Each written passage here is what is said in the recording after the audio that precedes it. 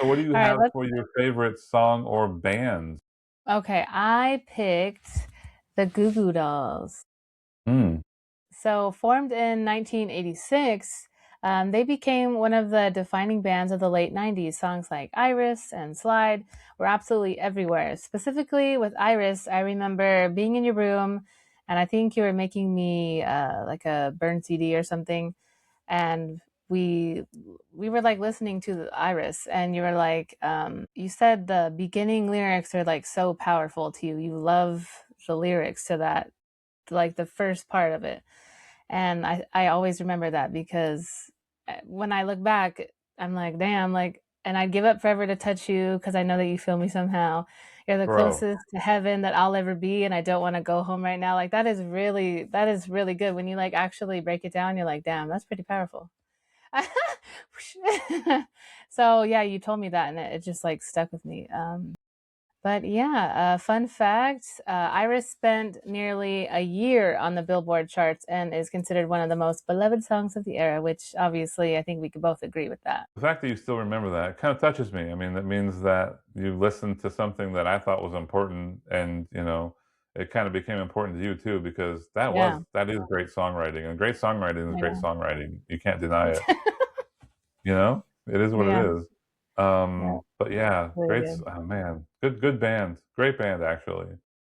Um, that just kind of takes me back, and the fact that you mentioned those lyrics kind of ties into who I picked this week, because he is also a great songwriter, and it's Neil Finn from Crowded House. I don't know if Oh, you know a lot don't about Crowded House. dream it's over. Hey Yes. now, hey So now. their name came from their tiny house. When the band first started, they lived together in a cramped little house. So Wow, someone joked that it felt like a crowded house, and the name kind of stuck. that's really Um, cool. but Neil Finn is considered a songwriter's songwriter, if you will. Musicians often rank Neil Finn among the greatest pop songwriters ever. And I'm not talking about just any artist. I'm talking about people like Paul McCartney, Mm-hmm. who other people say is the greatest songwriter ever. Eddie Vedder has praised his songwriting. In fact, Eddie Vedder has like been in some of their concerts, like just crashes their concerts and starts playing Mm-hmm. songs with them.